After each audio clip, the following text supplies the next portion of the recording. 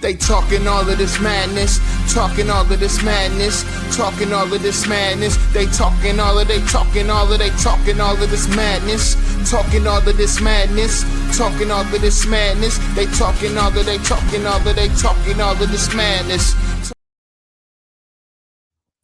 What's going on, everybody? You're watching, you're listening to the Madness Network live on YouTube, and your host, Aloy and Lloyd. Clap it up, clap it up. Thank you. So what is going on in the world today, guys? SDCC was this last weekend. So look at that. Had a lot of great giveaways last week. SummerSlam this weekend. What? Yeah, we'll get to that in a little bit. Poor Dominic Mysterio. That's all I'll say. And I said we'll get to that as well. And make sure you guys thumbs up, turn your post notifications. Comments will be read on a live stream. Anything for the algorithm. So let's get into it, guys. Guys, we have SummerSlam this past weekend. This upcoming weekend. I have not watched much other than the preparation for the show. And I'll start by saying this. WWE is boring. It's just that. It's not good. We're close to 2019 territory again, guys. And that's saying a lot. Because if anybody was a fan of WWE in 2019, it was rough here. On this show, we had I guess you could say we had an intervention, like what are we doing episode, because it was that bad. And we were so excited for AEW to come around because AEW was going to be something different. We hadn't had competition in so long, and it was just bad. There are good things that happened, but it was just bad. There is no reason this should be this bad, and there is no reason there should not be more good things going on, because there's a lot of talent and a lot of compelling stories that you could actually tell on a weekly basis that you're just not telling. I keep talking about, we keep going back to this bloodline stuff. My whole idea when Roman won the title back at WrestleMania, it was that I wanted Roman to be in the ring with the new talent. I wanted Roman to be in the ring with Dirty Dom. I wanted Roman to be in the ring with Obafemi. I wanted Roman to be in the ring with Carmelo Hayes. I wanted these things, but we're not getting them. We're not getting anything remotely close. Granted, Seth and Roman's good, but you've been telling the story for 10, 11 years now.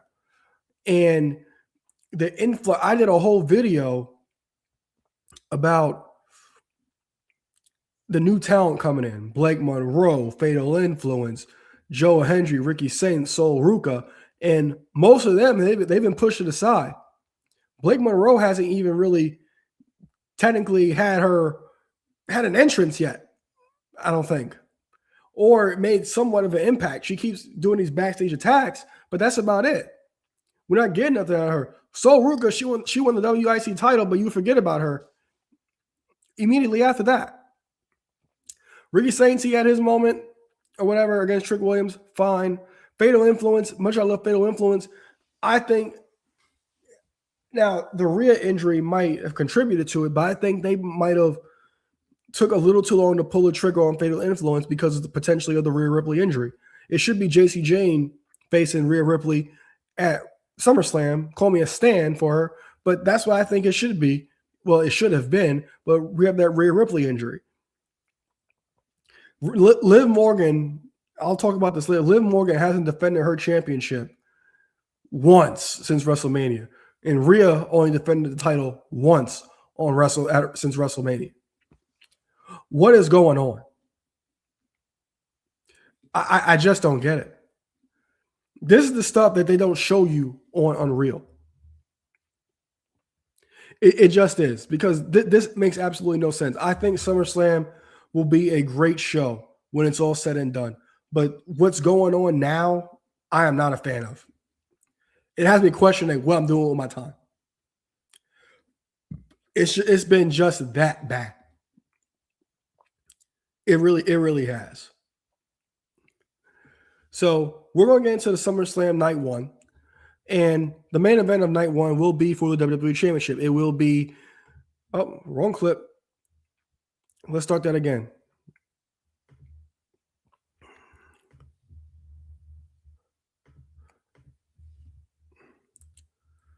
All right. So the main event of night one of SummerSlam will be CM Punk defending his WWE Championship against Cody Rhodes. Now, this all started when Cody Rhodes, he had a WWE Championship match against Sami Zayn, but was attacked by Gunther backstage, and there needed to be a replacement for the match. And the replacement ended up being Sami Zayn. Now, Sami Zayn will not be prepared to face CM Punk and will lose the championship. And CM Punk and Cody will have a square off, and that's when they made the match. And Gunther and Sami Zayn, they had opportunity at Saturday Night's main event to get in the match, but they were cost the match by Nick Aldis, SmackDown General Manager at the time. Now, when it comes to this, they tried a lot to get here. They really did. They tried. Now, they had a backstage segment post Saturday Night's main event from a little, I guess you could say, a cheap shot, because they keep going back to this, because CM Punk, he is known to throw these little cheap shots. And he threw the belt back and hit Cody in the face. Cody was questioning, hey, what are you doing? Was that on purpose or not? And CM Punk saying, look, it was an accident. I'm not apologizing for it, but I will. I'm not apologizing for it, but I'll apologize for it, but I'm not apologizing for this. So we got that interaction, as you can see on the screen. And then this happened at the SummerSlam kickoff panel. Now, this match, going into it, it did not have a lot of, you could say, heat going in. There was not a lot for us to go off of when it came to this originally. It wasn't. It was just something that seemed to be thrown together. It was something that be like, all right, this could be our marquee match for SummerSlam, because we already knew Sami Zayn was not going to get there. So we knew this would end up potentially being the marquee match at SummerSlam. But now we have this, and there's not much to go off of. Maybe we'll get something more on SmackDown Friday night. This is a Wednesday night recording, so maybe we'll get some more. But there's nothing really here when it comes to this. They had that backstage interaction, like I said, for post-Saturday's main event. And then they had the whole hit my music thing. Not much to go off of. Not much to be excited about. I said the match will be fantastic. I have no doubt about that.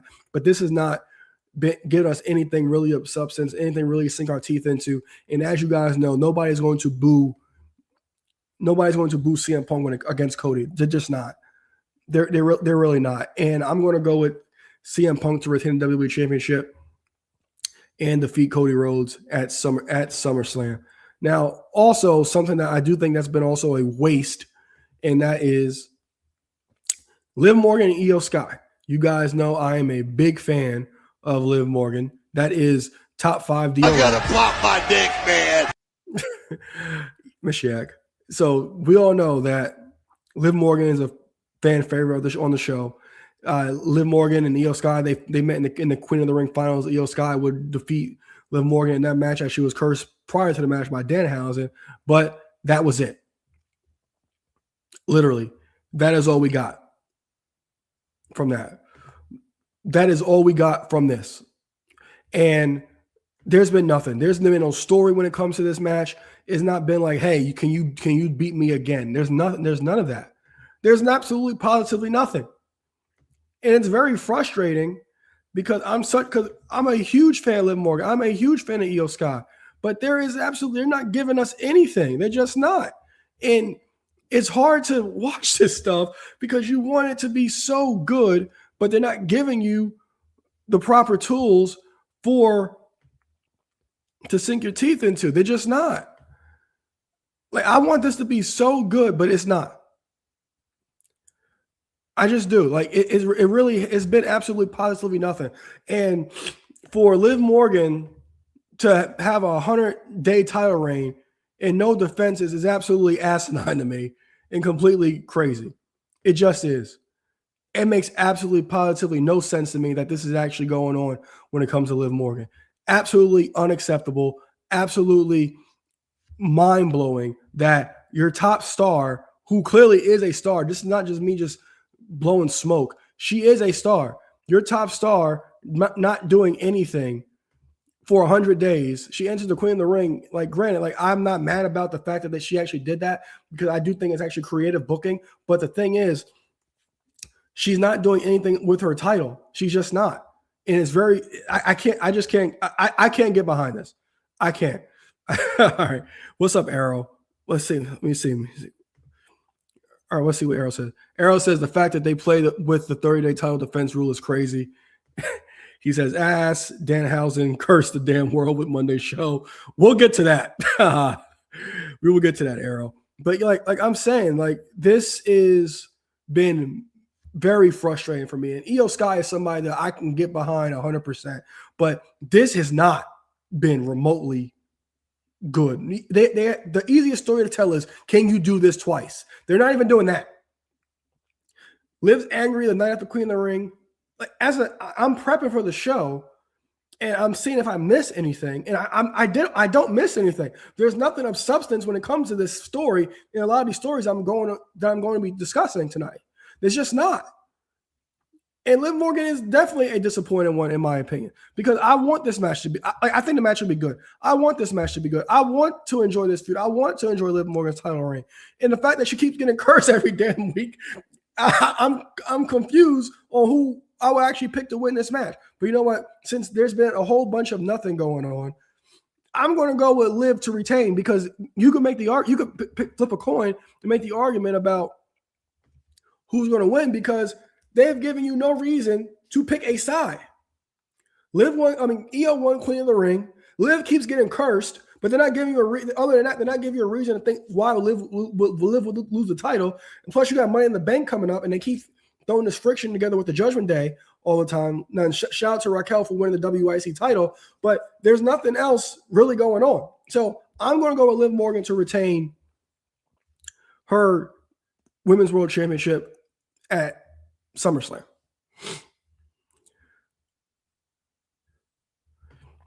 I agree, Arrow. I agree 100%. They probably won't give her a good story. Well, they probably won't give Io a good story as champ. I believe it, because another thing, like, I'm not sure if you've been following, but I've been a big JC Jane fan. I thought JC Jane would have been the one to face Rhea at SummerSlam. But if Rhea was able to go, maybe we would have got Io and Rhea at SummerSlam. That could have been interesting. That could have been way more interesting than this, because of that whole friendship thing and the fact that Rhea has never beat Io.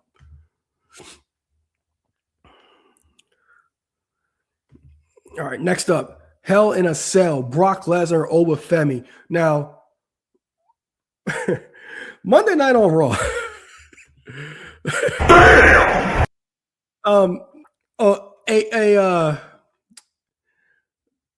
A weigh-in inside the cell. I guess they're trying to get creative. I guess. So, over Femi, he defeated Brock Lesnar at WrestleMania, and we all thought that Brock Lesnar was essentially retired. After the match, he threw up the X, and then we wouldn't see Brock Lesnar for weeks, and then he would ultimately return and defeat Obafemi at Clash. And now we have the rubber match at SummerSlam after Obafemi won the King of the Ring and bypassed his world title match at SummerSlam in order to get his hands on Brock Lesnar. Now, we all know Brock Lesnar, he ain't working more than 10 minutes. And if this is truly his swan song, how long is this actually going to end up going? How long is it going to go? If this is swan song, this has to be 15 minutes max.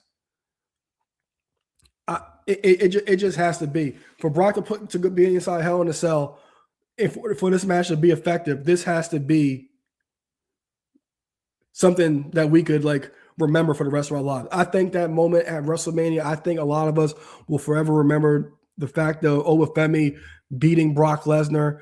We remember that Obafemi, in his first WrestleMania match, demolished Brock Lesnar. And Triple H, he was on the new Busted Open. We'll actually get to in a little bit.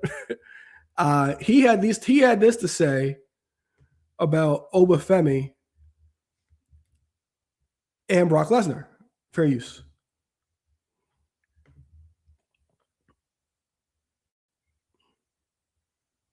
these guys. Of Brock, right? Brock is.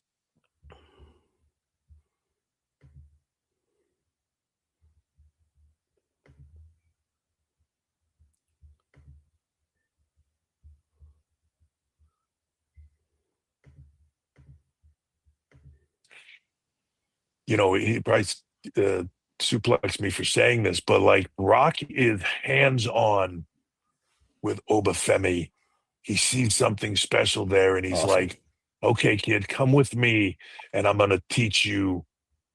Here's all the things you got to learn. He brings him in his room in the afternoon. He says, sit for hours and talk about this stuff, right? It's that level of stuff that brings this next generation up, and I think we'll take it to the next level, and I'm excited to see it. And for every star that we have now sitting at the top, there's a guy underneath him, an Oba, a Trick, a Carmelo, a Javon, of all these people that are sitting underneath him, just soaking up this knowledge. And I think that's gonna to make the next generation thrive.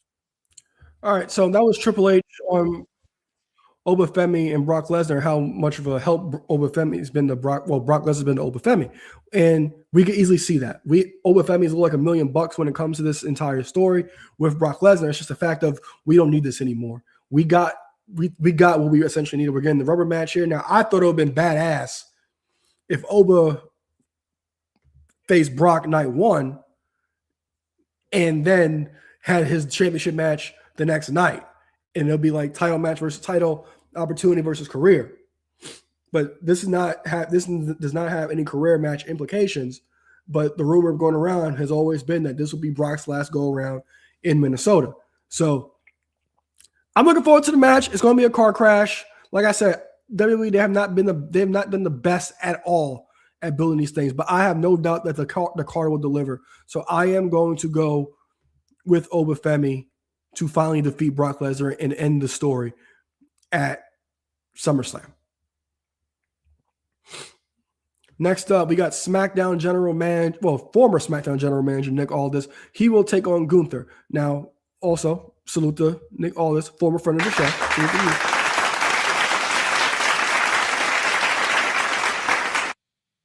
Now, this is something that I never thought I would. Let me take that back. Gunther facing Nick Aldis is something I didn't think I would get. Nick Aldis, he's had run-ins with Randy Orton and other superstars, but Gunther is somebody that I thought would be in a completely different direction than what he's gone. You book him as this monster heel, and if you watch WWE Not So Real on Netflix, you'll see John Cena talk about how much of a monster heel Gunther is. And Gunther was built like that, especially in the weeks after defeating John Cena, retiring him and retiring AJ Styles. But Gunther has been, from an in-ring perspective, he's always going to deliver, but it's just been pretty much a bit of a disappointment when it comes to Gunther. It really has, because when it comes to this entire thing, we would not have booked this for Gunther. We would not. We would have booked something else when it came to him. We would have booked something better. We would have booked him still being that monster heel in the world title picture, but we're not even getting that at this point. We're getting him. I will say this: he was very clever in his pursuit of the WWE Championship, getting the favor from Paul Heyman, getting Sami Zayn as the referee. He was really convincing in that situation, but we're not getting much of anything else from Gunther. He was supposed to be this monster heel, have this monster heel run. Even like after he defeated AJ Styles, when he came out to AJ Styles' entrance music, I thought that was fantastic. He was like the biggest heel in wrestling, especially after that, on top of being John Cena. But what he's come to has not been remotely even as good. It really hasn't. It really hasn't. Now, I'm a big Gunther fan, but again, this is interesting. This is a good story to tell. It really is. Like I said, Nick Aldis is a friend of the show. Me and Eric, when we saw Nick Aldis debut as the general manager of SmackDown, he was like, he can still go. He's not even 40 yet. He'll be 40 this year. He was just, and then I think he said this is his first match in 3 or 4 years. So we know he can still go in the ring. And we always question, would he wrestle? Would he wrestle? And now the time is here. He relinquishes duties as general manager of SmackDown. But how much after this will there be a big demand for Nick Aldis? Said, friend of the show, big fan of Nick Aldis, but how much of a demand would it be from Nick Aldis? Now, he can't have the story of a lot of the guys that he had ruffled their feathers. They can come up the steps to him since now he's an active competitor. But how much will we get out of a Nick Aldis singles run? And another thing is, does Nick Aldis steal one here? That is an interesting idea. Maybe he does pull a fast one on Gunther and steal one, because a lot of these guys, a lot of these fans, they don't necessarily know who Nick Aldis is from an in-ring perspective. He's a former NWA World Champion, former TNA champion, and most importantly, friend of the show, as I keep saying. But a lot of these guys, they're not familiar with Nick Aldis from an in-ring perspective. So I think Gunther wins, but I would not be shocked if we get a Nick Aldis quick one. I agree, Errol. Nick Aldis is very good. He is. We interviewed him before All In 2018, and it was a great interview. When we went to All In, we actually stayed at the hotel that the talent was staying at, and he was there. I dapped him up. I said, "Hey, me and you spoke a few weeks ago. Great interview, great match. Nick Aldis is very good in the ring. Nick Aldis, he could do it all. He could do it all." So I'm going to go with Gunther to retain, and I do agree, Errol. Gunther will have to earn it, but I would not be shocked if Aldis pulls a fast one and gets a quick victory. All right, next up. Where's my tag? All right, next up, we got My Fatal Influence taking on the Bella Twins and Paige in a tag team match. That's right. So, all right. Errol said he met Mickey, amazing woman, one of my favorites. Definitely, hands down. Hands down. I've met her a couple of times as well. Hands down. Very polite and very nice to us. So Fatal Influence, they're going to take on Nikki Brie and Paige in a 6-woman tag team match. Fatal Influence, they won the W Tag Team Championship at Saturday Night's Main Event after the reign being prolonged. But I'm glad it actually happened. You guys know I'm a big fan of Fatal Influence, one of my favorite units in WWE. JC at the moment my favorite wrestler in WWE because the list is fluid. But I'm interested to see where they go here because I was the one touting that JC Jane was going to win the women's championship at SummerSlam, but it did not end up going that way. But to each his own. They win the tag team championship as tag team title at Saturday Night's Main Event, and now we get this. And I 100% ultimately believe that, and that you don't have to be a genius to book this. I do think that Nikki's eating the pin. Paige is eating the pin here. And it's going to essentially lead to Nikki and Brie turn on Paige. And Paige is going to need some assistance. And the assistance is actually going to be returning AJ Lee. Last week I reacted to the Bella Twins interview with Paige and Brie. The Bella Twins interview with AJ and Paige, and they made that conversation about them tagging, and they said that each other's favorite opponents. So that is pretty much where I think where it's going to set up to be, because that storyline could easily be told that, hey, if I had my sister, we would still be tag team champions. Hey, you got pinned again. You're the weakest link. And that's going to be the story to tell. And I think down the road, we do get Paige and AJ taking on Nikki and Brie again. But Fatal Influence, I've been impressed. I've been impressed. Like you guys know, I tout them every week on this stream. Lainey Reed, fantastic. She's a sponge, as Fallon Henley said. Fallon Henley, fantastic. JC continuing to learn. Watching JC's growth has been fantastic. I keep telling you guys, when I saw her before Toxic Attraction was a thing, I was like, who's that? She's awesome. And to watch the growth as she continues to do, and essentially able to do everything in ring, mic, promo, everything. She could do it all. And I'm looking forward to what Fatal Influence has in store. She also called out Tiffany for her WUS title. And I'm interested to see if we end up getting that, because there's also that thing with Blake Monroe. She's been in interaction with Tiffany Stratton as well. So we'll see who's going to get the next knock at that championship. But looking forward to see what's up the pike for JCJ and the rest of Fatal Influence. And the final match for night one is going to be the Usos and Jacob Fatu taking on Royce Keys, LA Knight, and Solo Dolo Sikoa.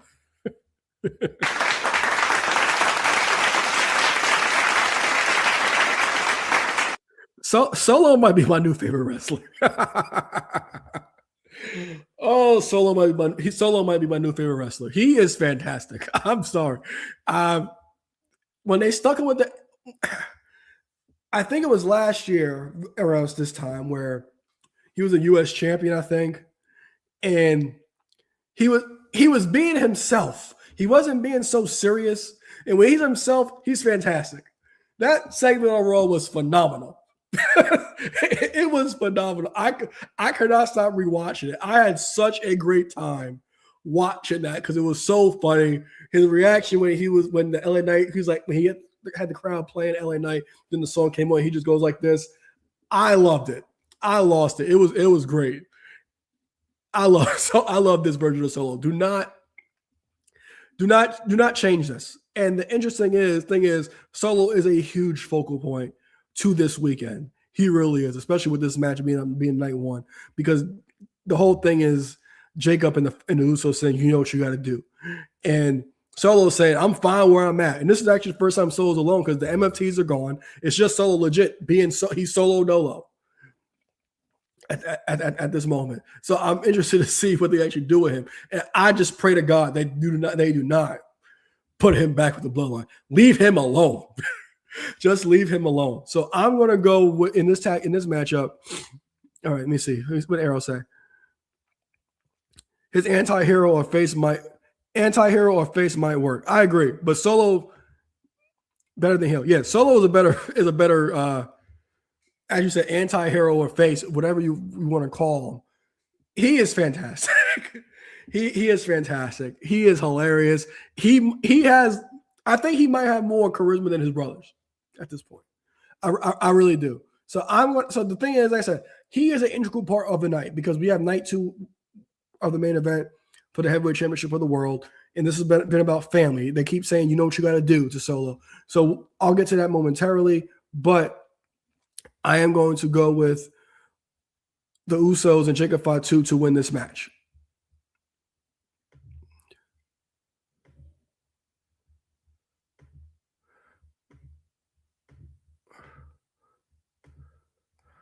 All right.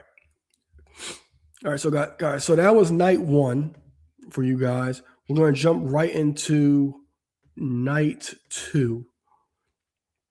Just give me a second here. Gotta close out some of these tabs. What is this? This is Fatal. Yep, close that out. I don't need that. All right, we don't need that. Don't need that. We'll get to that next.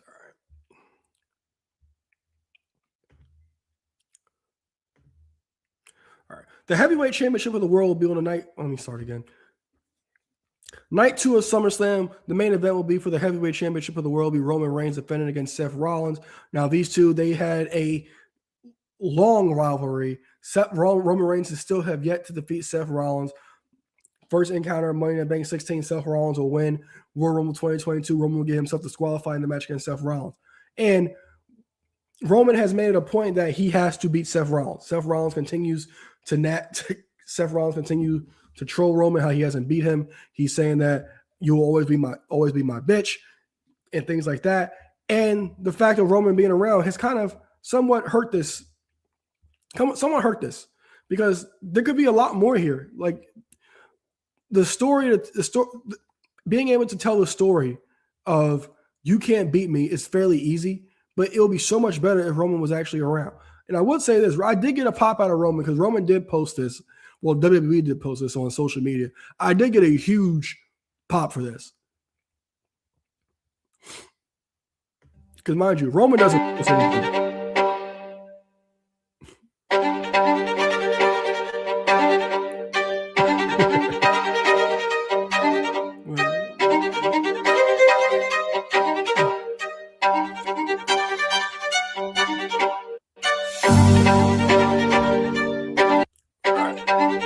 All right, so that was Roman Reigns trolling Seth Rollins.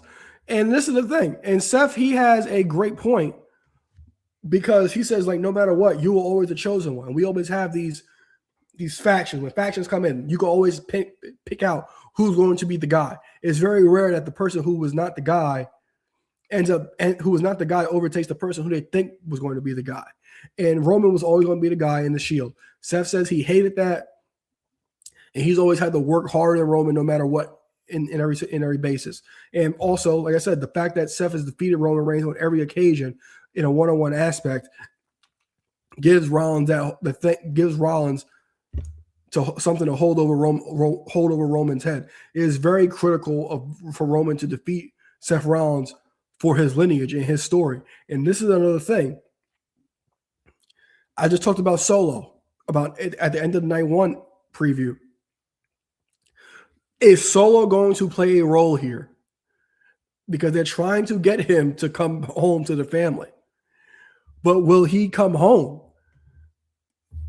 Solo was offering his services to Rollins, saying, "Hey, I can help you out like you did Cody a few years ago." But Rollins didn't agree to the help because he knows Solo's warning him, like, "Look, you're going into this match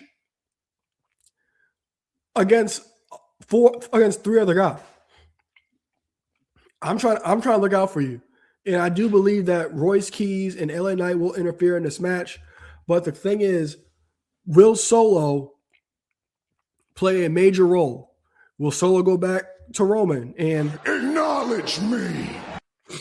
Will he? Or will he not? Will he play the role of spoiler and but help Rollins win? And we always get the shades of that chair. And we know that chair is going to be a focal point of the ending of this match. We just know it. It's going to be.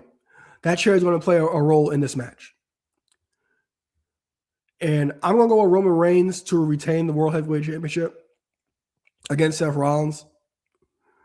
And like I said, this match, I have no doubt will be cinema. I think this will be a match of the year contender. But how do we get the ending? Because I do 100% believe Roman Reigns is winning. It's just how will the ending be? Will we get Solo? Will it be no bloodline interaction at all? How is this match going to end? Let me know what you guys think in the comments. All right.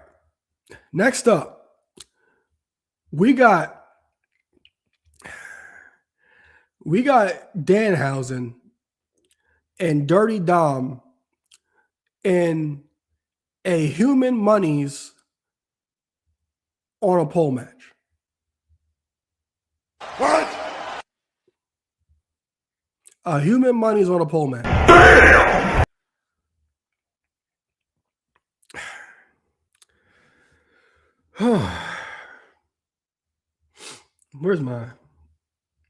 Where is this thing at? I gotta find it. I know I got it up here. I can't find it. There it is. Human Monies on a pole. You didn't say that.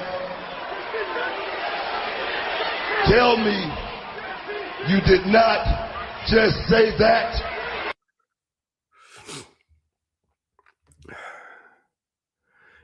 Arrow says if Dom doesn't win, it hurts him in AAA. Maybe I need to watch AAA more. If this match was not gimmicked up to be Human Monies on a pole match, I would 100% agree Dom needs to be the first one to beat Danhausen. But the fact that there's no pinfall in this match has me 100% believing Dom's losing. And when it comes to Danhausen, look, Danhausen has been very entertaining. He really has. I have championed Danhausen. I've said I could have cared less about Danhausen when he came over to WWE at Chamber. I was like, this is what they're doing. Like, they're bringing Danhausen in, like, for real. This is a big deal. And he's been fantastic. He's been very entertaining. He has given me some real, like, laugh out loud moments, but at the expense of Dom is crazy to me. It really is. This should not be at the expense of Dom. It just shouldn't. Dom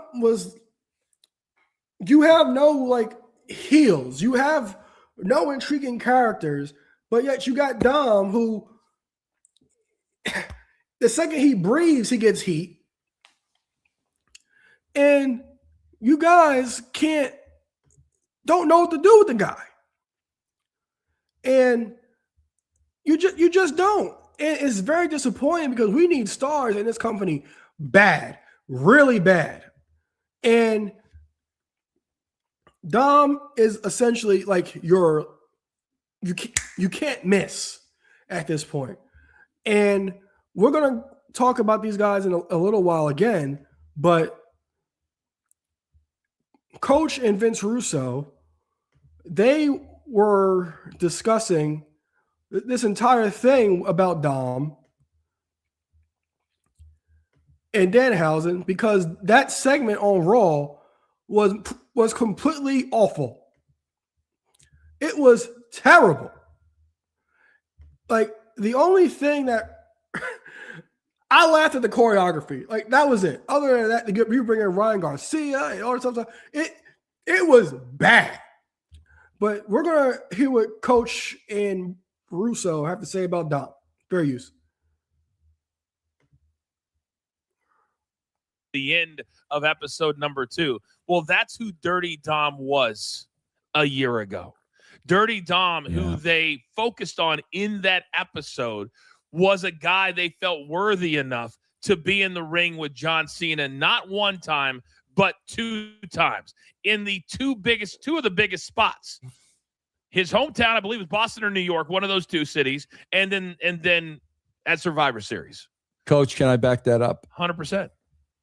This past Monday, look at who Braun Breaker and Logan Paul are in the ring with. Tozawa and Otis. Are you kidding me?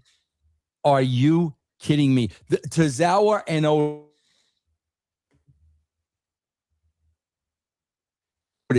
with for 3 to 5, nothing with.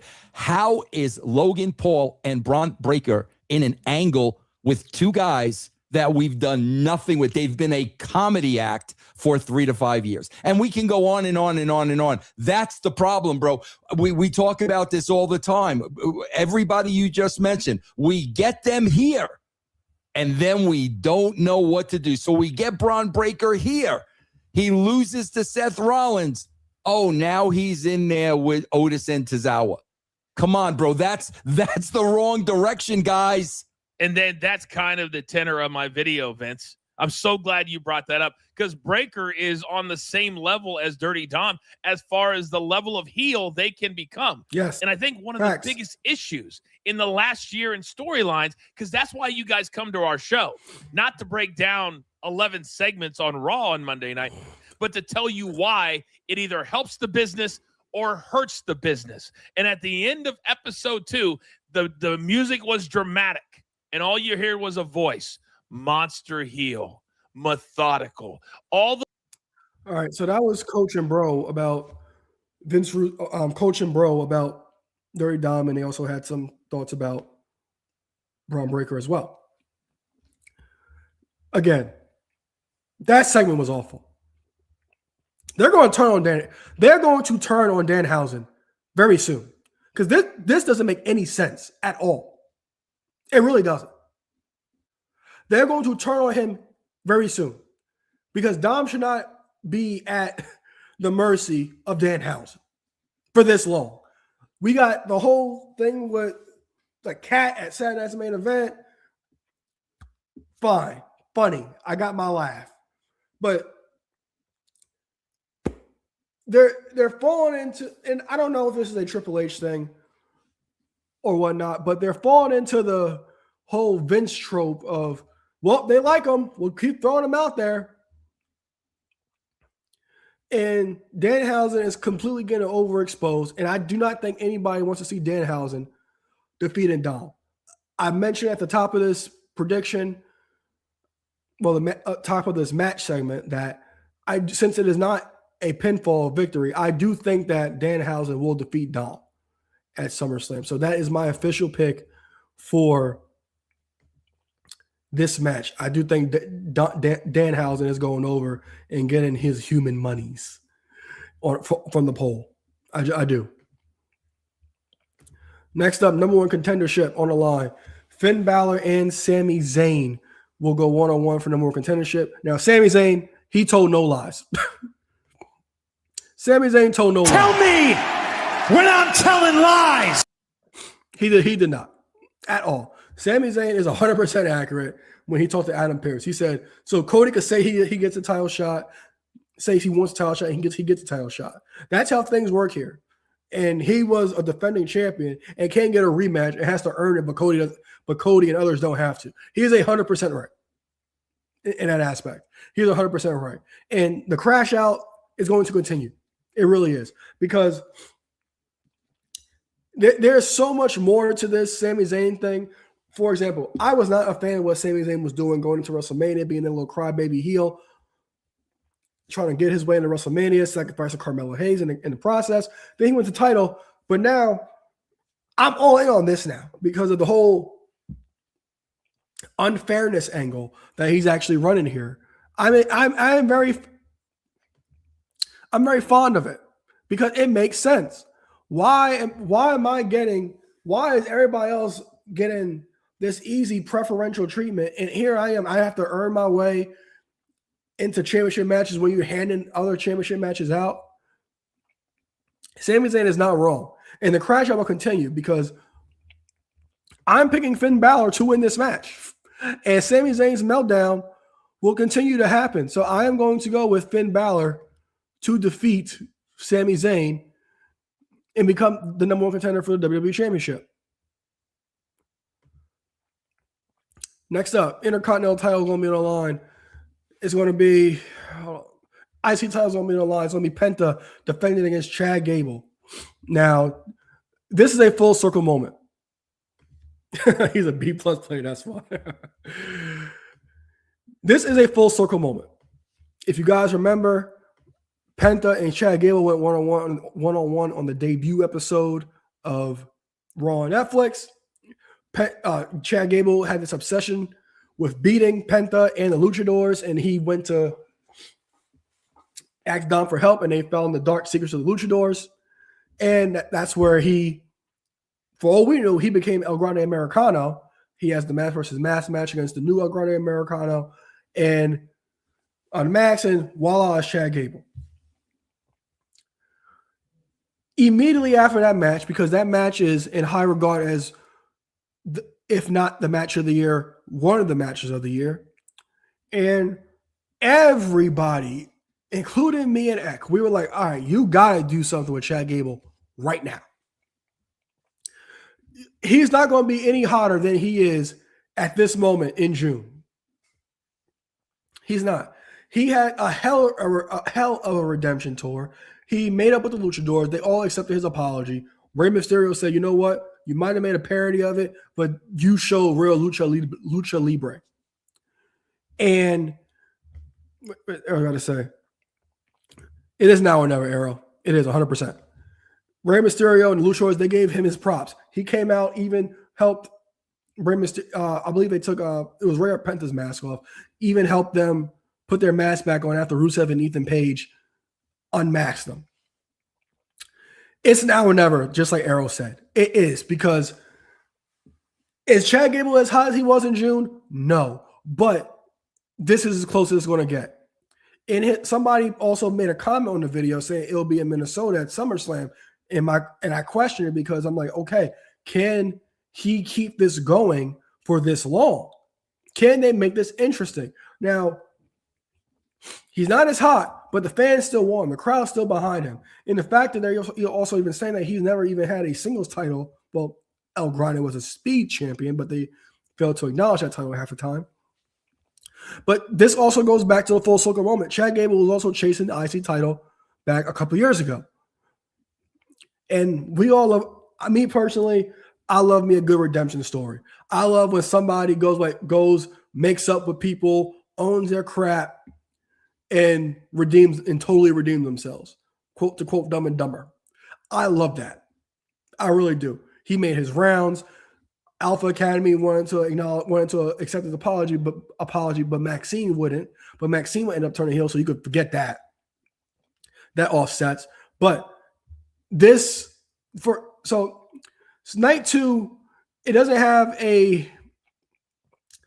other than, I guess you could say they have high-end matches. I think the better matches are on night 1 for me personally. But I think this could be the match of the weekend. Oh, I 100% do. I think this could steal the weekend because of the story that's being told. This story is going to be full circle, a full circle moment.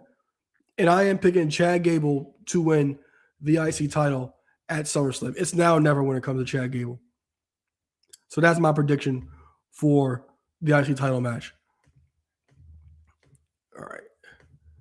Next up, we have the ladder match for the interim WWE Women's Championship. We have Charlotte Flair, Jade Cargill. Hold on. Let me do this again. We got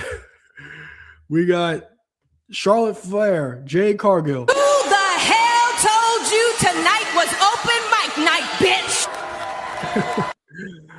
Tiffany Stratton, Chelsea Green, and the winner of Lash Legend and Julia will be the 5th woman in this match. Now, as we all know, Rhea Ripley is out on injury with a torn meniscus, and she will be out. And this is why the interim championship will be crowned. Me personally, I hate the interim tag. I hate when AEW does it.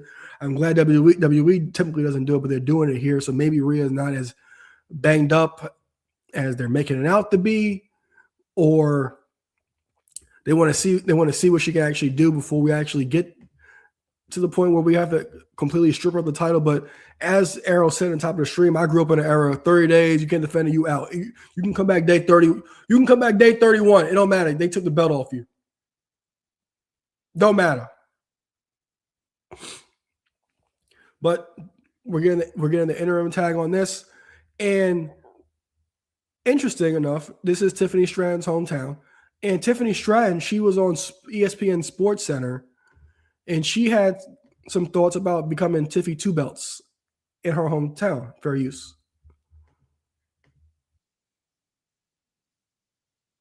Oh my goodness. It means it could possibly be Tiffy 2 titles. I'm going to be getting that on all of my t-shirts. We're going to be selling that at WWE Shop. But the title itself, I had a year-long reign with that title. So that title means so much to me. And to be able to hold that title and this title at the same time would just be so iconic. And I'm also from Minnesota. So how amazing would that be to become Tiffy 2 titles in my hometown? I think that needs to happen. All right. So that was Tiffany Stratton on her thoughts about being Tiffy 2 belts or Tiffy 2 titles at SummerSlam. Yeah, I remember Errol. I remember they did take the belt of Naomi. She was back a month later at 33. I was there when she won the title. I remember immediately after. I can remember even going back to Ruthless Aggression or whatever. Edge was out for a little over a month or something like that, and they still stripped the IC title off of him, even though he was back maybe a month and a half later. Like I said, it was a 30-day title rule. He was back. If you out for day 31, they took the belt off you. So that was Tiffany Stratton on her thoughts about being Tiffy 2 titles in her hometown of Minneapolis, Minnesota. And we also had Charlotte Flair on ESPN, and she discussed her feelings about winning number 15 Sunday at SummerSlam. Fair use. opponents for the championship? Yes, I want to be Jade's biggest obstacle, but the thing that I have on my side is experience. This will be my 8th WrestleMania. I've won 6, lost 1, and regardless of how many opponents, I own the prize, and that's being Jade's biggest obstacle because she did take out my best friend, and I'm here and she isn't. And I think remaining focused and remembering that this is a ladder match, it is dangerous. Anything can happen at any time, and going in there and trusting myself, trusting my experience, and it just takes a lot of grit. Yeah, absolutely. And you were talking a little bit about that record that you have. You are a 14-time world champion. You sit Trying to with get that in there. You caught that. Yeah, of course I caught that. But you are tied with legends like Randy Orton and Triple H, and not for nothing, 2 behind your father, Rick. Also 3 behind the GOAT, John Cena. But just tell me, what would number 15 mean to you? Oh man. I've spent my entire career chasing titles, and I feel like titles chase me now. And to hold number 15, what has made the last 2 years so special to me is that I haven't been in the title picture and I haven't wrestled for a world title since WrestleMania 41. So to hold 15, I think that as much as it means to me, I hope it means something to men and women everywhere watching, that no matter your age, no matter what you've been through, consistency, perseverance, and just showing up for yourself will get you to where you want to be. And for me, it's breaking records and making history. All right, so that was Charlotte Flair on her thoughts about winning her 15 championship. And this interim thing is, like I said, very interesting because we don't get this often at all. We really don't. Last time this happened was in NXT with the Cruiserweight Championship when JD couldn't get over to the U.S. So where do we go? With the whole Nia thing, you could make the case that Jade or Charlotte are not winning. I'm going to make a case, even though I would hate the fact that they would make it look like a joke or whatever. I can make a case for Chelsea Green to win this. I think Chelsea Green is the perfect person to win this match because if you're going to do anything with Chelsea again for a championship reign, this is when you actually do it because Tiffany's not working out with both titles. Charlotte and Jade, they should be eliminated because of Nia. Nia should take them both out of this match and do anything to stop them from winning this match. And that leaves Chelsea Green and then the other person, which will probably be Lash. So I can make the case for Chelsea Green. I don't think it will be Chelsea Green because I'm going to go back to the well with Charlotte because, like Charlotte said, and when Charlotte had that run with Alexa when it started, the wrestling world they had this bad taste in their mouth when it came to Charlotte because she was always in the title scene. She was shoved down everybody's throats for all these years. But when she started teaming with Alexa, the fans started to like her. She started showing a bunch of personality that she typically didn't show when she was the queen in the main event scene. We got so much more out of Charlotte than we ever have. And the reason I'm saying Charlotte here is because Rhea and Charlotte is something you can always go back to because if you remember at War Games and even a couple months ago, Charlotte and Rhea they butt heads. They have this thing about trusting each other, and that is something that you can go back to the well with.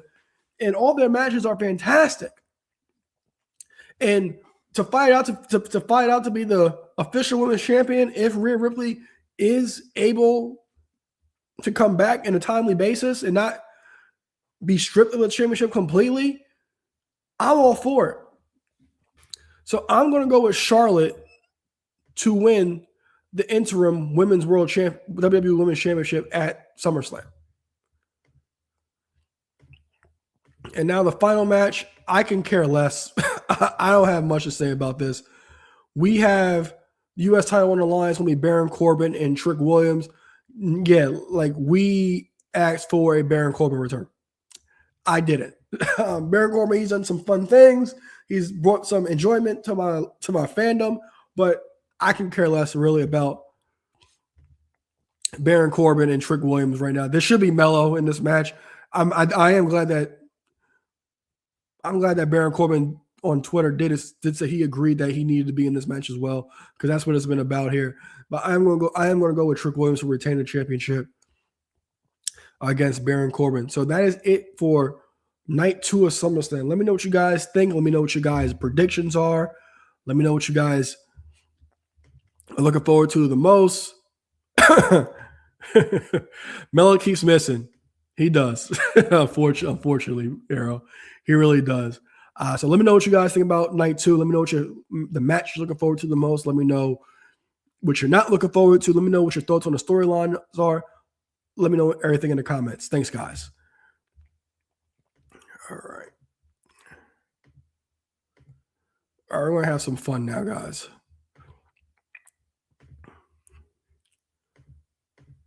That went pretty well. I didn't get a chance to try my new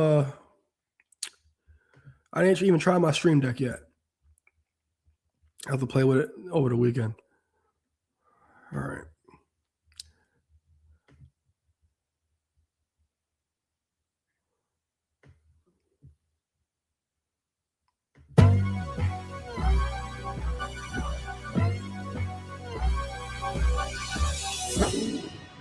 All right.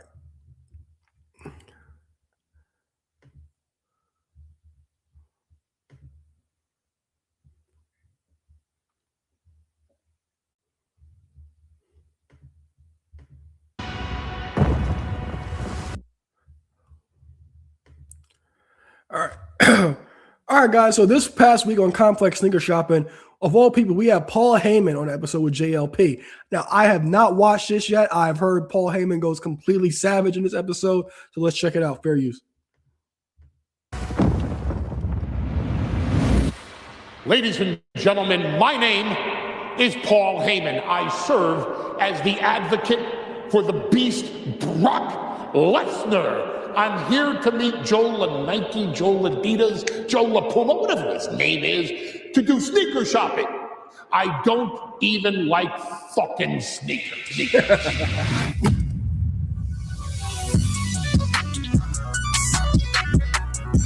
What's up, everybody? It's Joe from Complex. We're in New York City at Flight Club with the advocate, the wise man, the legend, WWE Hall of Famer, Paul Heyman. How you doing? How you doing? Doing good. Gonna do some sneaker shopping today. Gonna see what he's feeling, what he's not, and then hopefully he's gonna buy some sneakers. Let's go. Do I have to walk this way now? Come on.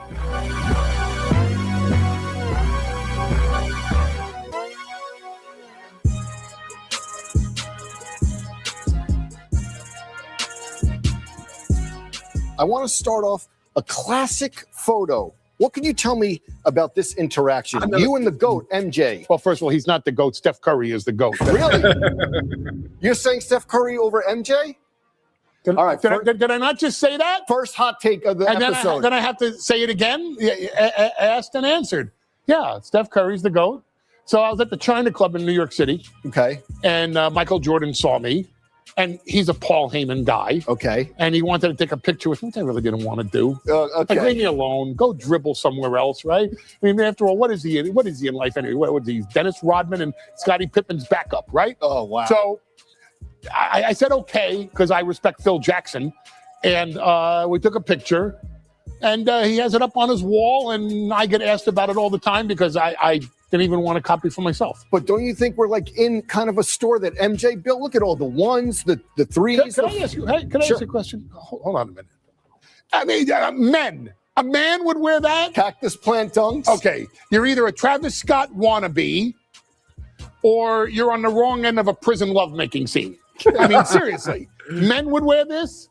Very valuable shoe. That's so New York. Come on, let's come back. God.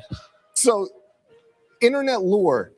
I don't think anyone has ever seen you in a pair of sneakers, but I heard. And with good reason. But when you're traveling, are you in sneakers? Like, you know, sweatsuits? I go swimming in this. Okay.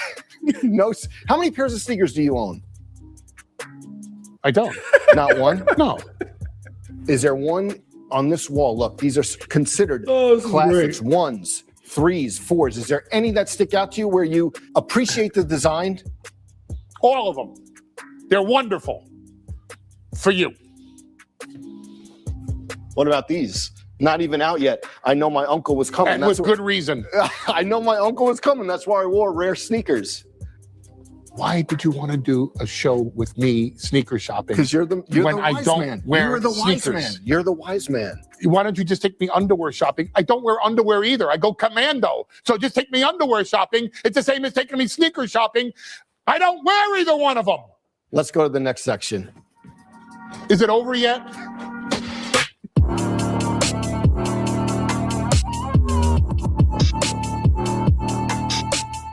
You were with Roman Reigns. How big do you think a Roman Reigns sneaker deal could be? Well, since I won't be the one negotiating it, I really don't care.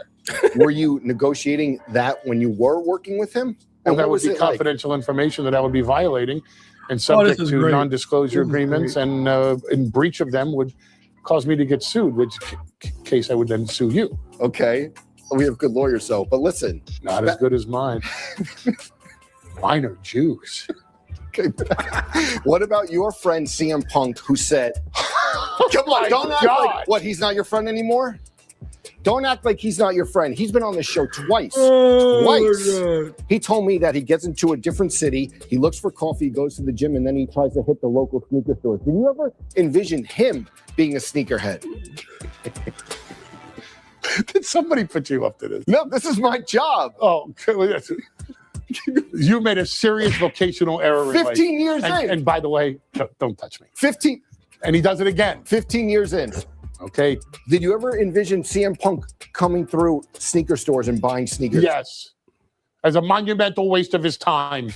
One shoe I want to bring in, black and red 12s. Whoa. How good are those? I got to tell you something, Joe. I like these. Those are the bloodlines. Acknowledge me. These are cool. Pretty good, right? I'd wear these. Maybe these are your first pair of sneakers that you go home with. Maybe. I think you made a sale. Listen, he's going to go Bloodline 12s. There you go. Match made in heaven. Acknowledge him. No? These are bloodlines. And your size, 11. Look.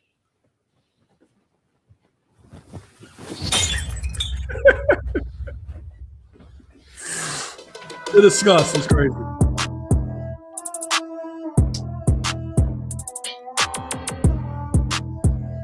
Paul, ready?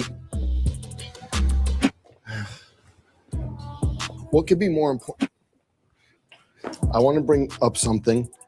Oh, now you're going to go on your phone? Yeah, exactly. So you bitch about me being on my phone. A little taste of your own medicine.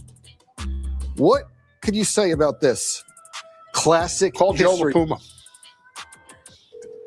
Yeah, look, there it is. What's up, bud? Get off your fucking phone. Look, he has it. Sandman, ECW, and Sean. Wait, you hear me? You gotta hang up. Hanging up on you is the highlight of my... What can we say about the Sandman and Sean Kemp, Reebok kamikazes? Look at them. The Sandman was a fashion 100% icon living a gimmick. to the extreme.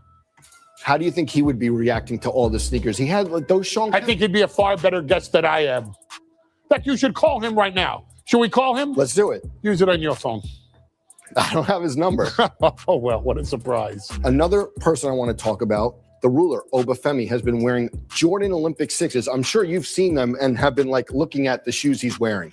Do you think he's going to put up a Jordan-like performance at SummerSlam or what?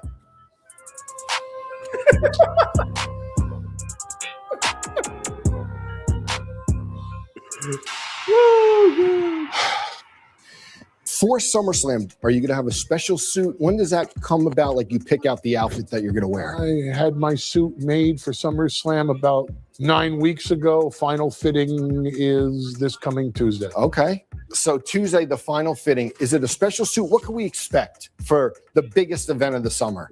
Oh, something that goes along really nice with Nikes.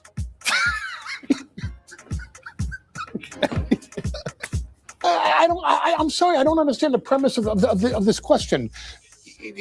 Brock Lesnar, the king of the cage, the beast of the Broctagon, the former UFC heavyweight champion, is going into hell in a cell.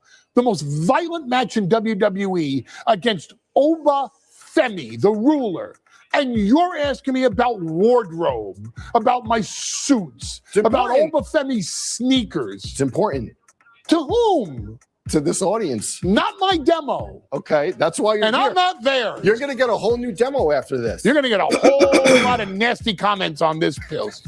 Man, I can't wait to read this. Another thing, I remember I texted you and I pitched you Brock Lesnar on sneaker shopping. I put a passionate pitch together. Oh, that would have been great. A whole pitch. It was a lot of blue. Make the sneakers come alive and let him hunt them.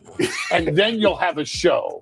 Brock Lesnar makes dead things out of live things, and then he puts it on his family's plates. He doesn't go sneaker shopping.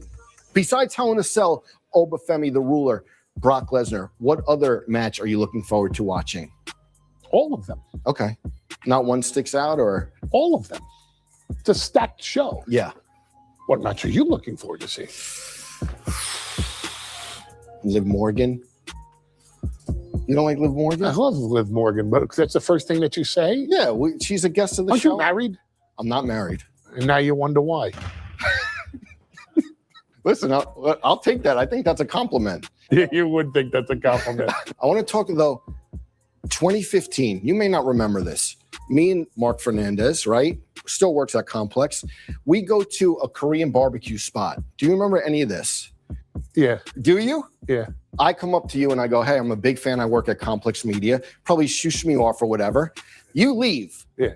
We go to pay the check, and they say the meal has been comped. Okay. Give me this. What does this say, though? Look, kept the receipt. You've been busting my balls all day. But look at it's faded. What does it say, though? Come on. G move. Show it to them. G move. Show it to them. Your dinner was comped. You got hustled. Nothing complex about that, Paul Heyman. G move. Nice guy. Ladies and gentlemen, Jalen Brunson is not the king of New York. The king of New York is Paul Heyman.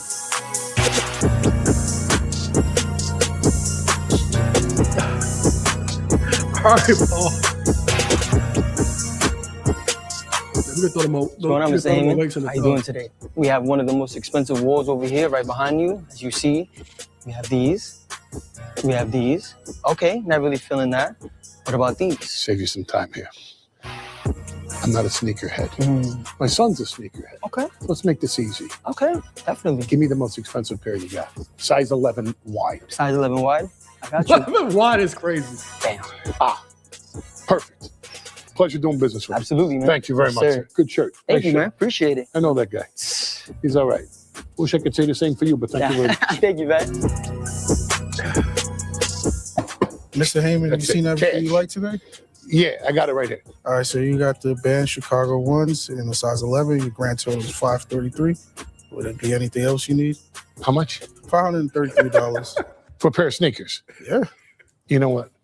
My son has enough sneakers as it is, and my daughter, don't even get me started on how much footwear she has.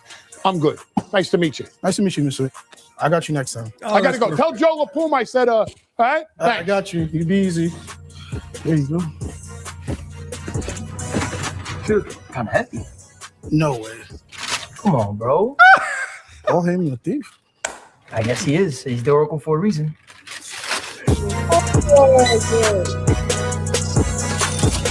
Oh, God. Good to see you. Got to go. Oh, my God. Thanks a lot. Hell in a cell. Oh, God. That was great. Well, Paul Heyman came through. Oh, I man, tried. that was great. Make sure you check out the biggest event in the summer, WWE SummerSlam. All right, so that was, oh, God.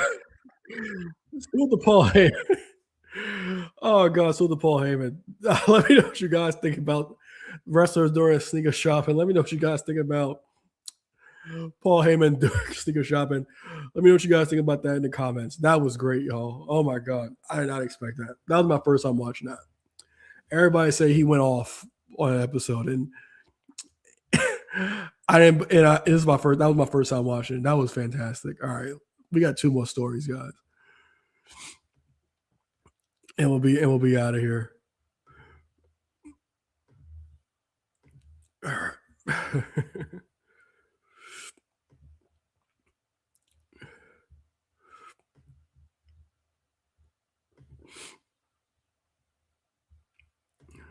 All right.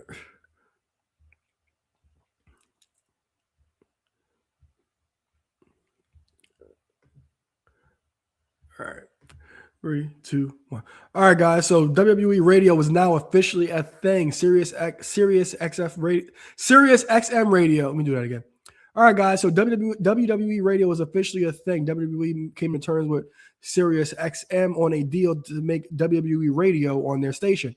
Now, a lot of the controversy about this is WWE, they're trying to control the narrative. They're trying to silence people's opinions. So the biggest wrestling show on SiriusXM, Busted Open Radio, Dave LaGreca, along with Bubba Dudley. Natty is also a contributor, and Dolph Ziggler, as Nick Nemeth, are also on the show as well.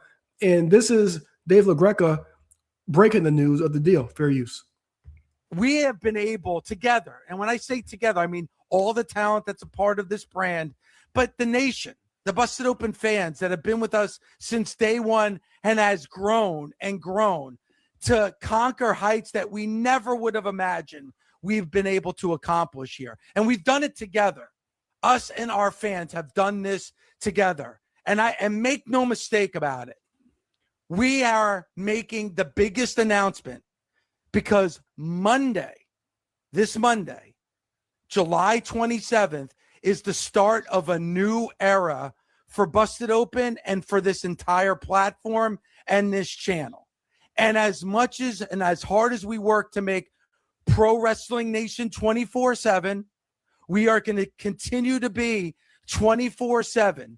But we have hit the big time because channel 156, starting on Monday, is going to be the new official audio home of the WWE, and we begin the era of WWE Radio right here on SiriusXM.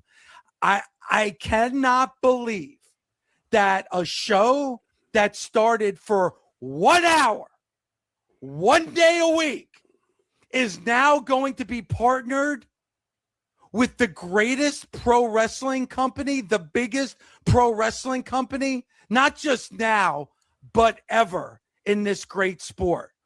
And make no mistake about it. If you think I'm letting the foot off the gas, if you think you're not going to get the what you're used to hearing from Dave LaGreca on a daily basis, you think I'm going to stop ranting? No!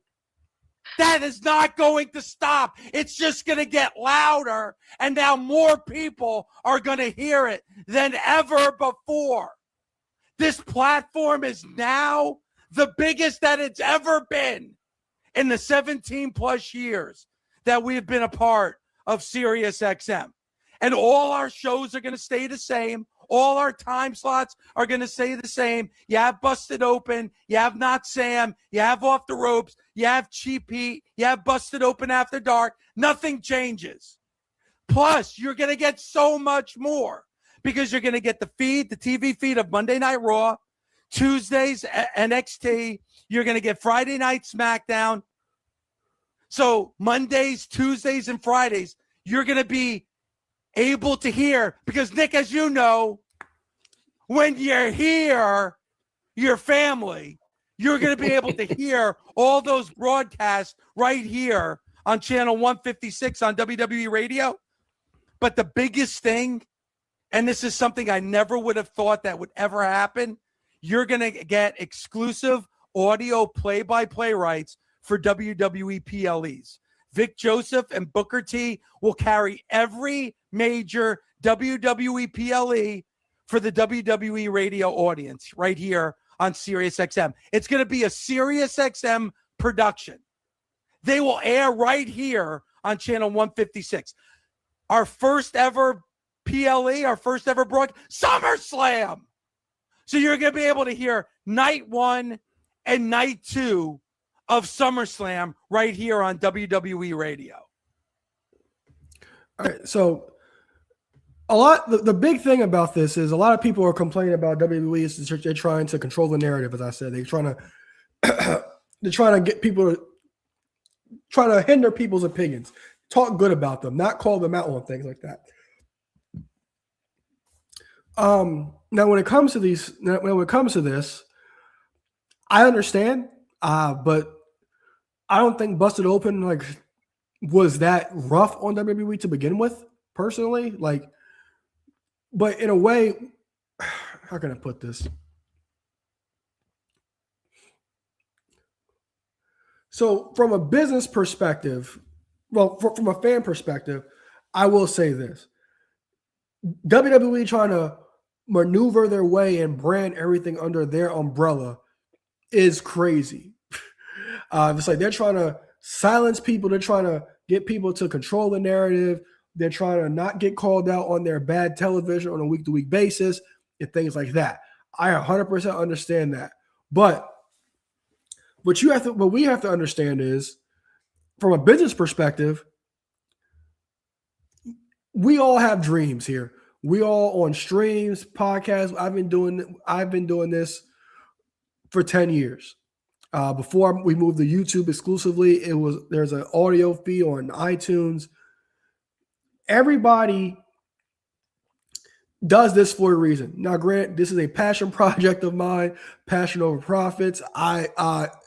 Some insight growing up, I wanted to be a sports commentator. I did.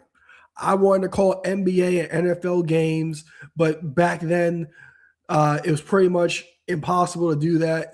It was 1 in a million chance. When you tell somebody that's like, well, you got to do X, Y, and Z, that's a small amount of people that actually make that in that career. But nowadays, anybody can get up, grab a microphone, put a camera up, and talk. But the goal is to get recognized. And if the top company in the world is coming to you saying, hey, we want to be a part of your company, are you really going to say no? I know some people will sit there and say, look, you're not going to try to silence me.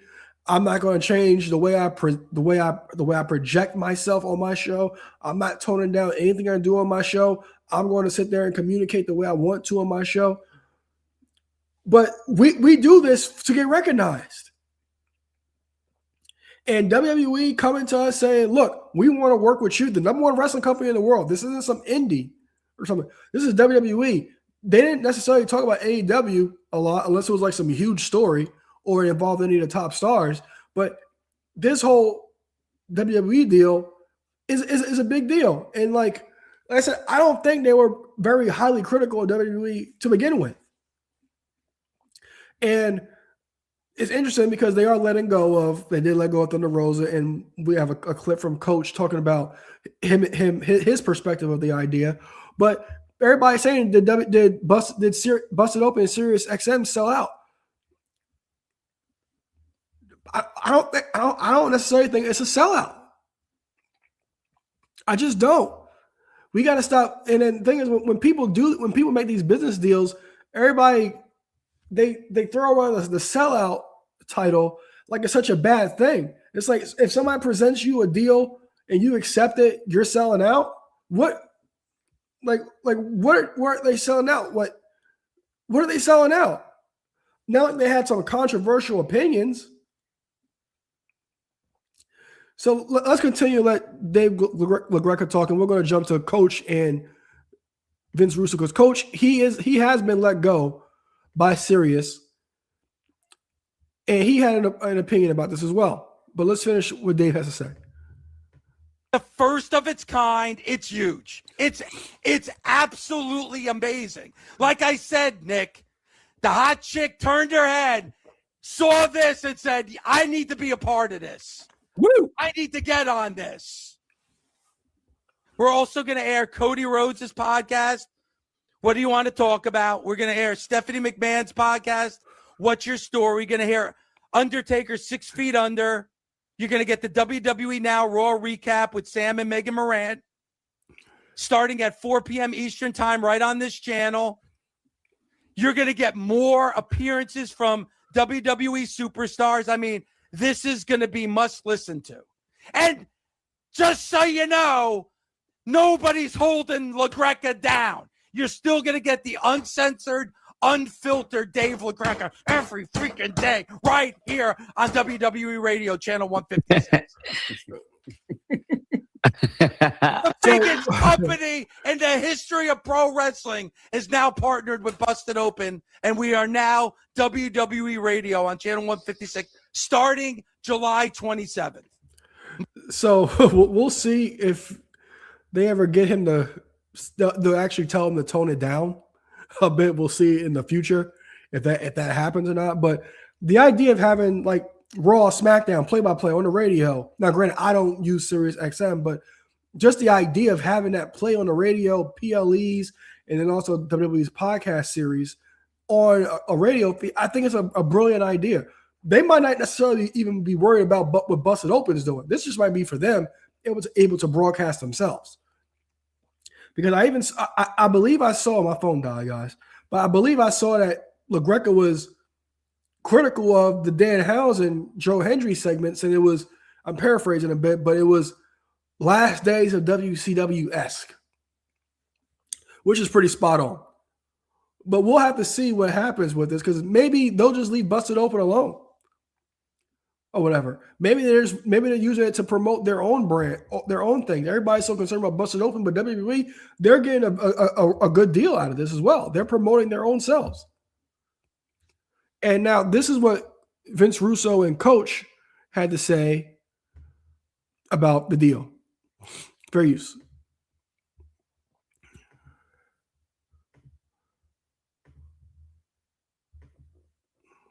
Yes. So a lot of you, I've told you we will start with this topic today. And I'm going to lead into it because you're going to be surprised at a lot of things I have to say about certain things and certain people. If you came here for a slugfest, you can go somewhere else. We're adults and we can discuss it. We would discuss this topic even if I wasn't involved, Vince. Oh, yeah, even absolutely. if I wasn't involved. Right. But I drove my beautiful daughter to Texas. She's starting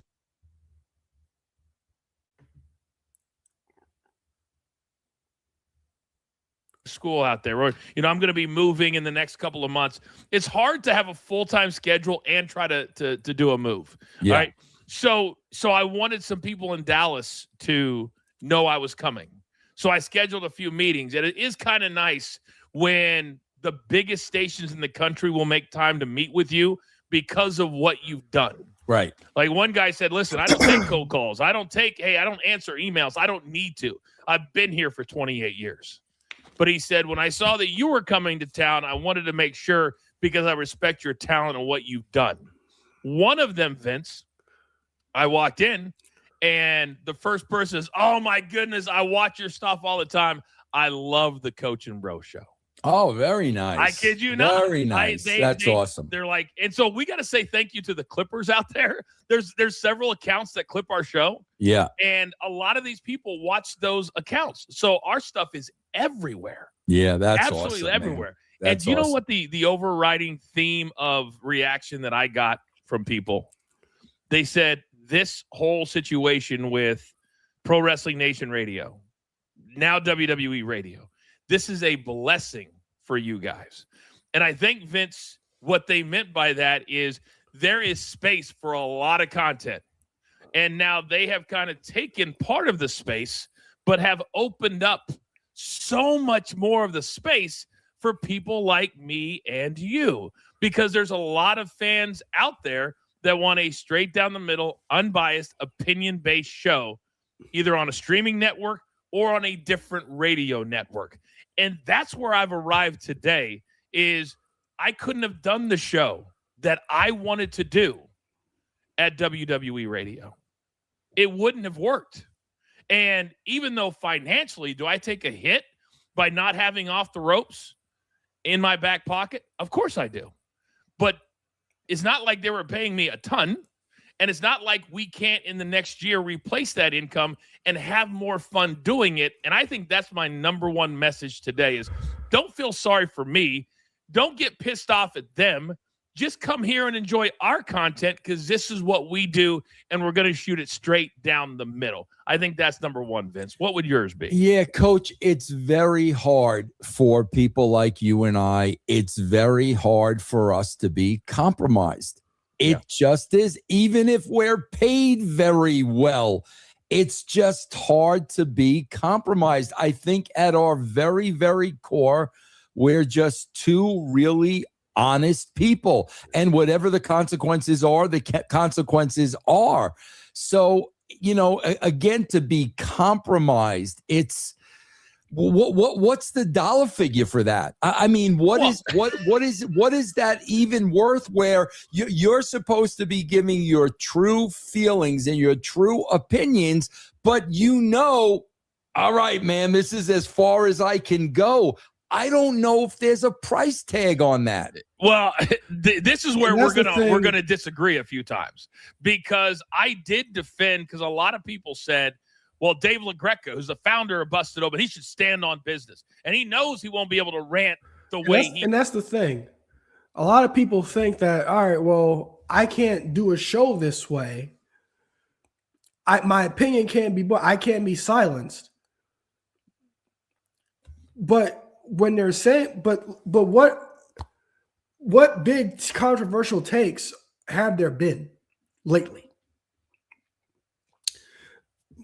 For example, like we all know, like we all try to improve our shows. We all try to get interviews or things like that. So you're telling me that you're not critiquing anybody, or you're not doing a form of pandering to anybody?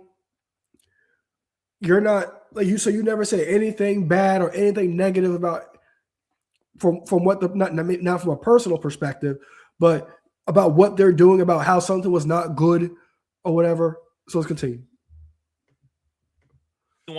And I said, no, if you are in your late 50s, in your 60s, and you've been building something for 17 years, and a corporation, which is now kind of how it works, Vince, and they come to you and say, we're going to do what's best for us, but we're going to keep your show.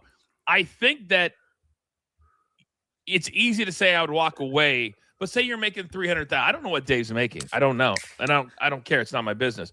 But if I'm making a lot and I'm 61 or 62 years old, and I now say, and I really look at my content, and let's be honest, Vince, it had to be a gigantic AEW story to make it into my show and to their show. So everybody was like, oh, they're not going to talk about these other shows. We didn't really anyway.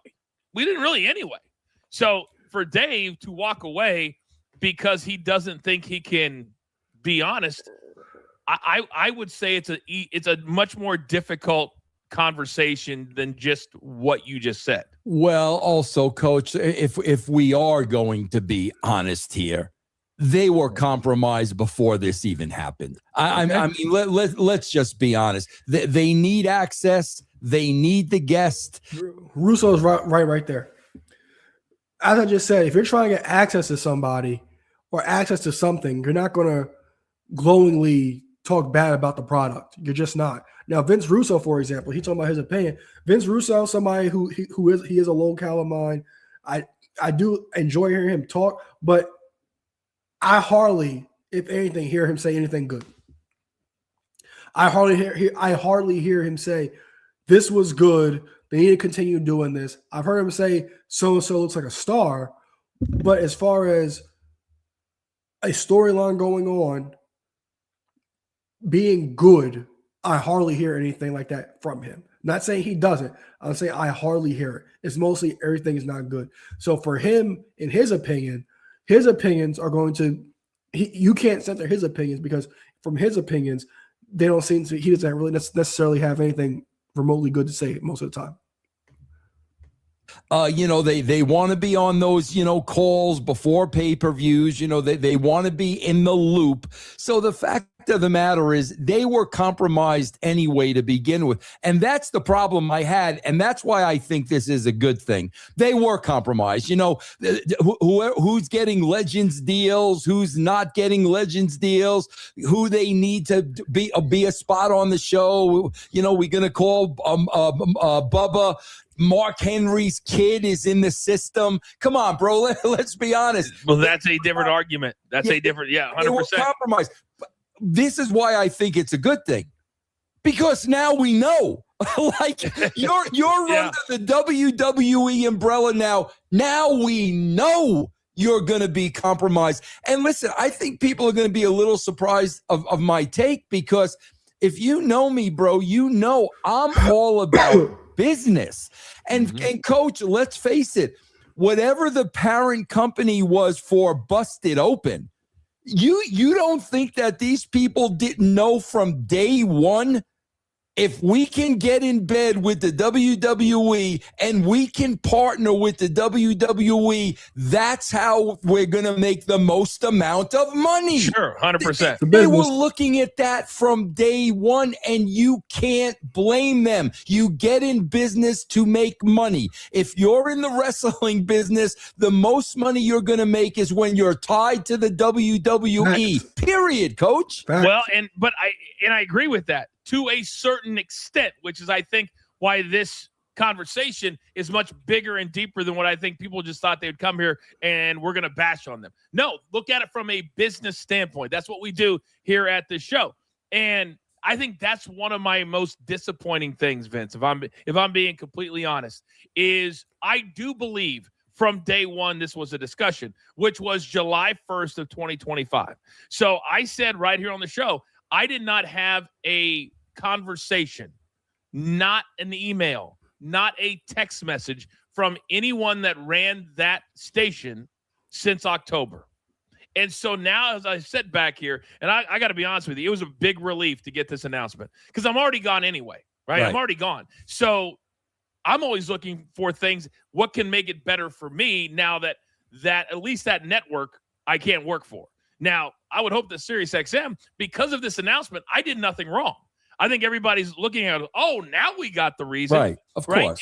Right. Coach didn't do anything wrong. I didn't say anything wrong, except in the eyes of the WWE, because they didn't want to have a show. So my point is, Vince, I think you're right. Why?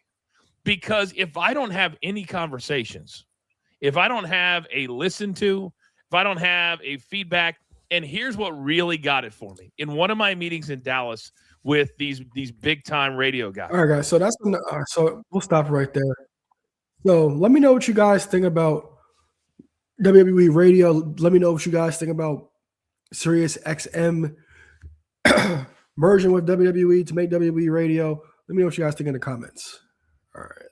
Last clip of the night, guys, so we can get out of here.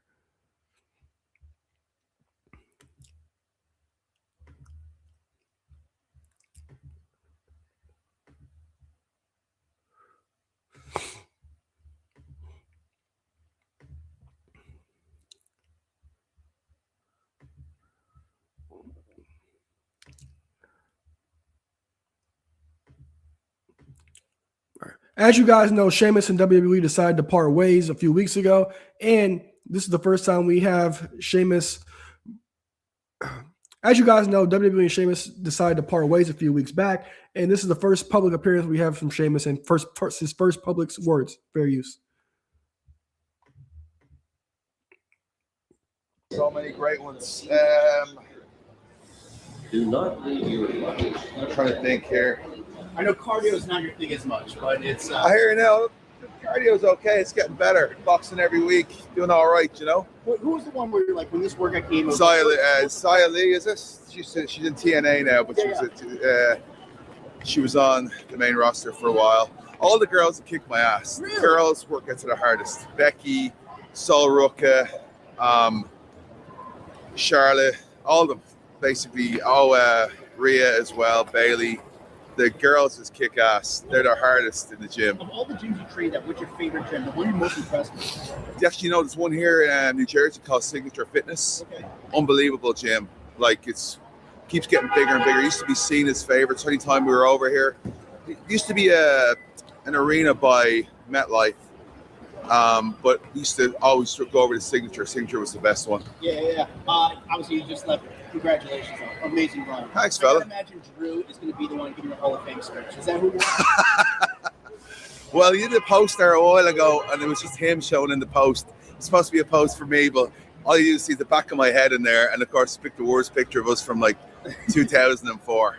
But it is S. Farley now. S. Farley Pro is my obviously new name, so I can't use the other one anymore for obvious reasons. So are you done, do you think, or you want to continue to do it? What do you feel like? I'm just enjoying my time off. I'm having a good time. I'm bringing the missus over to Paris. I'm going back to Dublin to see the family. Enjoying my workouts. I feel like I'm in the best shape of my life. And I'm in a really good place, dude. It's been awesome. How did it go down? Did you just feel like it was time, or did they like, how does it Some circumstances came up. I can't really talk about it, obviously. But, 19 years is a long time, and it's good crack. And I left Ireland in 2007, so I haven't really had the luxury to go home and see my family and see my friends. And the last couple of weeks now, I've had a chance to kind of restructure that and get back and catch up on birthdays and missed opportunities. I've got a nephew and niece back home, Theo and Sophia. Love the kids, and I get to see them more now. They're awesome. 6 and 4. You never got the Intercontinental title. I didn't. Is that a regret for you? Like, I wish I would have just got that just to complete everything. I've had an amazing career, fella. No regrets. I mean it. No regrets. The most memorable match for you, would you say? The one that really changed everything for you. What was that? I think there was one really important match for me after I got away from a lot of the top guys. It was the TLC match with John Morrison in 2010, December at the TLC pay-per-view. Sorry, it was the ladder match at the TLC pay-per-view in 2010. And it was just two of us trying to break that glass ceiling. And me and Morrison had great chemistry. I was more of a hard-hitting bruiser guy. John, obviously, very, very talented. Incredible athlete, Morrison. Still is. But if you guys go back and watch that match, it's awesome. One of my favorite ones. We just beat the absolute shite out of each other. It was great. There's been Calcius prediction. Will Tom Brady fight before 2028? Do you think Tom Brady comes into the WWE? I think he needs to work on his slap. I watched the one when he slapped Logan Paul. I was a little bit like, what are you doing here, fella? If you're going to hit somebody, hit somebody. You know what I'm saying? Yeah. So a little bit disappointed in the slap. But look, the way it is now, everybody wants to get in the ring now at this stage. That's how big our sport is, our entertainment business. So we'll see. I'm sure he'll end up there at some stage. Your last question. Who do you think is the next big WWE superstar? The one that people need to keep their eyes on? You feel like this person shows a lot and has a lot of potential? Obviously, Alba, I never got a chance to go with him. He's come out of the gates swinging hard, and definitely my type of opponent. I'm trying to think from the perspective of anyone else is not obvious, because Alba seems like an obvious choice now. Trick is doing well. Jesus, I'm trying to think. I'll have to go back and look at the NXT talents. I can't. I think from what I remember, Oba, Trick. Ilya Dragunov was another guy I wanted to wrestle. That'd been amazing. Like, he's just a lunatic. Like, he's the same as me. He goes just wants to go out there, put the best fight he possibly can on. So Ilya's another one I never got a chance to dance with, but if he gets a good opportunity, I think Ilya will be a big hit as well. I hear you, but congratulations, man. It's been an honor to watch you wrestle and win around for your whole career. Appreciate it. And I'm excited to see what you do next, my friend. All right? Thanks. All right, so that was Sheamus that was Sheamus breaking his silence. It's the first time we heard from Sheamus since him and WWE parted ways. Now, when it comes to Sheamus is somebody who's very interesting, because Sheamus, I don't think Sheamus will ever really get his just due. I just don't. Sheamus came in at a time where WWE wasn't popular at all. I remember when he came in to WWECW, not the biggest fan of him. And then there was a battle royal on Raw with people who never were world champion before. I believe might have been his Raw debut, actually, and he won. And then he also defeated John Cena at TLC in that tables match to become the WWE champion, which was a complete shocker for everybody. And when it comes to Sheamus, that 2010 to about 2014 was a rough time in WWE. It really was. And this is why I say I don't think he'll get his just due. The notable thing he had was with Daniel Bryan he won the Royal Rumble, of course, but then he had the notable thing with Daniel Bryan, the 5-second match with the kiss of death from AJ Lee. And then he also would have matches with who gets stuck and with the I still have PTSD from this. He'll get stuck with Del Rio and Big Show all the time, would eventually lose to the Big Show. Lose the heavyweight championship to the Big Show. But Sheamus is somebody who I don't think will ever really get his just due, because he was always that real good hand, the one that could do any and everything. You need something done, you give it to Sheamus. And I always say that will always be the death or the curse of you, because you can do legit any and everything. And I personally think, now Eric hasn't been here, so we haven't done it, but I think if I had to pick a best year for Sheamus, it'll probably be 2016. That's when he formed the tag team with Cesaro, had that best of 7 series with Cesaro, and had that phenomenal match with the New Day. And I believe it was Clash of Champions or Clash of Champions, or was a Roadblock. It was in December of 2016, and I think that was his best year in the company. And of course, the matches, banger after banger after banger, as he will always say. And the matches he would have trying to capture the IC title were great. The matches with Gunther and the triple threat match at WrestleMania in LA was phenomenal. The match in Clash in Paris was phenomenal. Anytime he challenged for an Intercontinental title, it was a banger. And they always told that story perfectly about how that title always eluded him. I'm not sure what we'll get from Sheamus anymore, if he'll pop up somewhere else, but Sheamus has had a great career, and Sheamus is definitely somebody who will forever be underrated and underappreciated in the world of wrestling. So that is it for this week, guys. Thank you to everybody who tuned in and commented. Make sure to thumbs up, turn your post notifications, anything for the algorithm. I'm Aaron Lloyd. I hope you guys enjoyed SummerSlam, and I'll see you guys soon. Got him now, put him down right now, hit him with the palm handle. Tuning up the band, y'all don't understand. Fist of Superman, it's a SummerSlam. Here we go again. Fans marking man, I hate my balls. Shut the Vince McMahon, it ain't safe to land off the cell. Fans love it, ain't hard to tell. Talking madness, awesome. Well, what I'm cooking, man, y'all off the smell.